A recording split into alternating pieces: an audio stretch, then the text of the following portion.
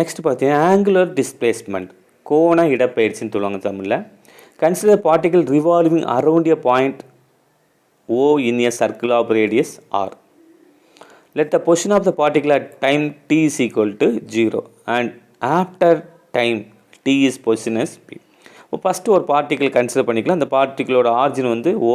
இப்போ எங்கேருந்து ஸ்டார்ட் ஆகுதுன்னா ஏங்கிற பாயிண்ட்லேருந்து அந்த ஸ்டார்ட் ஆகுது. அப்போ ஒரு இனிஷியலில் அந்த பார்ட்டிகளோட பொசிஷன் பார்த்திங்கன்னா ஏ. நெக்ஸ்ட்டு ஆஃப்டர் டைம் டீங்கிற டைம் அப்புறம் பார்த்திங்கன்னா அதோட பொசிஷன் பார்த்திங்கன்னா பி. ஓகே.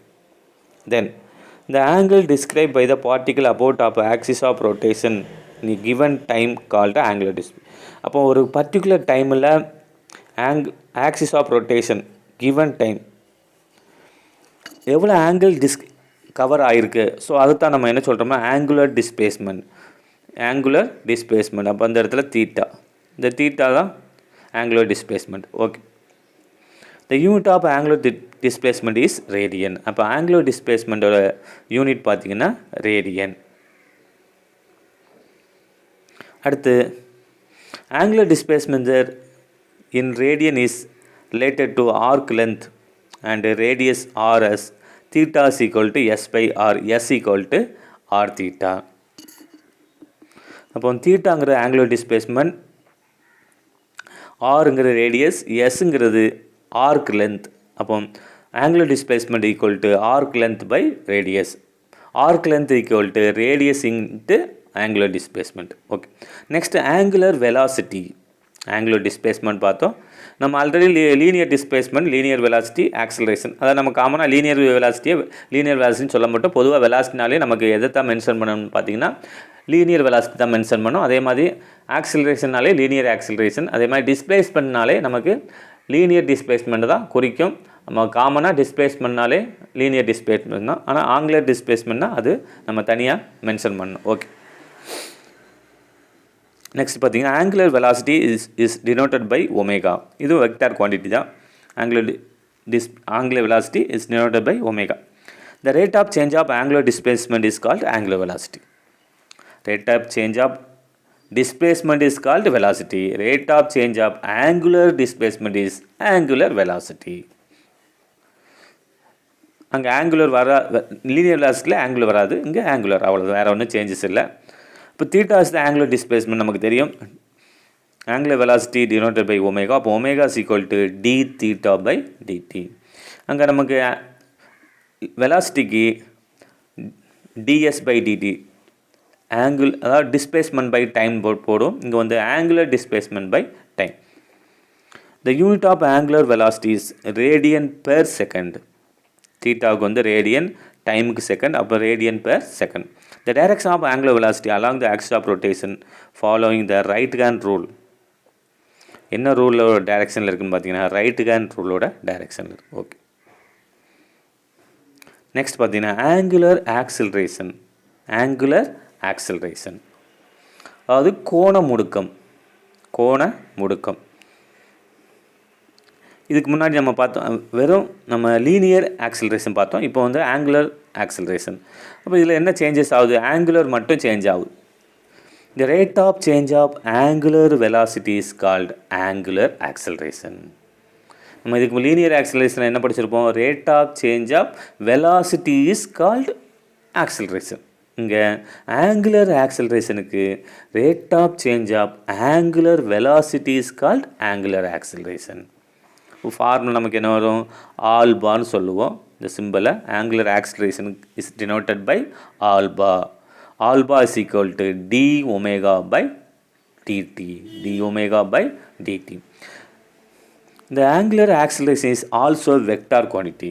இப்போ angular acceleration vector quantity which need not to be the same direction in the angular velocity. இப்போ angular velocityலே angular acceleration direction இருக்குமானா இருக்குன்னு அவசியம் இல்லை. Next tangential acceleration. Consider an object moving along the circle of radius r in a time del t. The object travel an arc distance del s. The corresponding angle subtended by is del theta. del s can be written as the term of del theta as del s equal to r del theta. In a time del t is equal to we have இப்போ என்ன பண்ணுறோம் del tயால் ரெண்டு சைடும் divide பண்ணும்போது நமக்கு del s by del t is equal to r into del theta by del t. In a limit del t is equal to 0 above equation becomes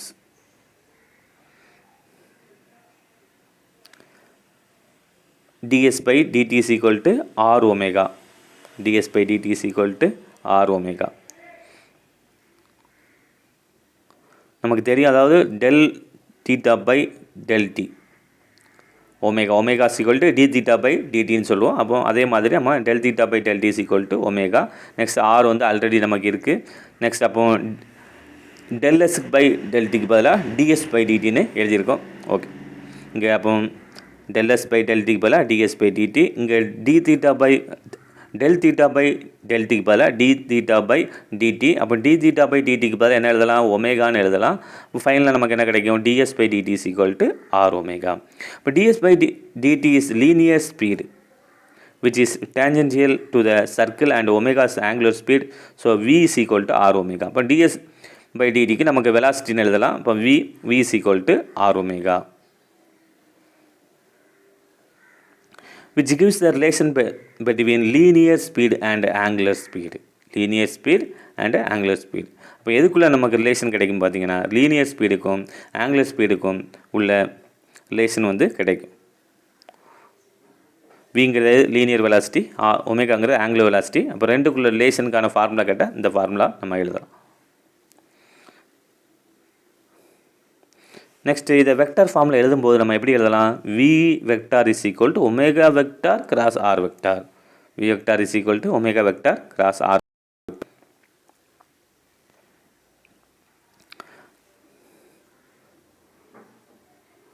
next பாருங்கள்,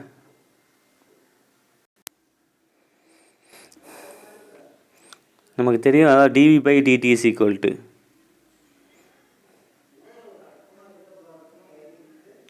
v is equal to r omega.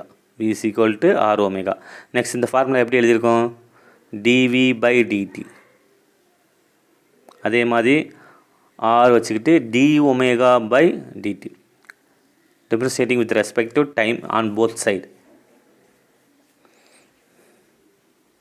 ரெண்டு சைடும் டைமை பொறுத்து நம்ம differentiate பண்ணும்போது நமக்கு இந்த formula கிடைக்கும். இந்த ஃபார்முலா வச்சு தான் நம்ம டிஃபரன்ஷியேட் பண்ணால் இந்த ஃபார்முலா நமக்கு கிடைக்கும்.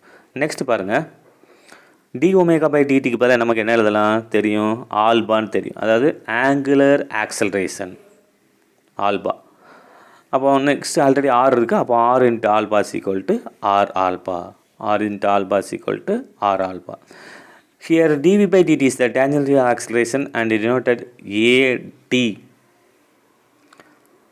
At is equal to d omega by dt. இப்போ at is equal to r alpha. ரெண்டுக்கும் ஒரே ஃபார்முலா தான். இப்போ டேஞ்சென்டியல் ஆக்சிலரேஷன் வந்து தனியாக டினோட் பண்ணுறதுக்காண்டி நார்மலாக ஏங்கிறது ஆக்சிலரேஷன், இப்போ டேஞ்சென்டியல் ஆக்சிலரேஷனுங்கிறது ஏடி.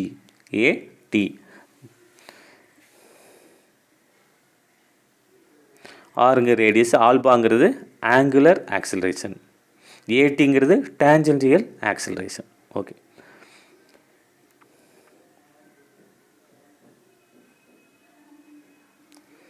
ஹோம்ஒர்க் பார்த்தீங்கன்னா இன்றைக்கி ஹோம்ஒர்க்கு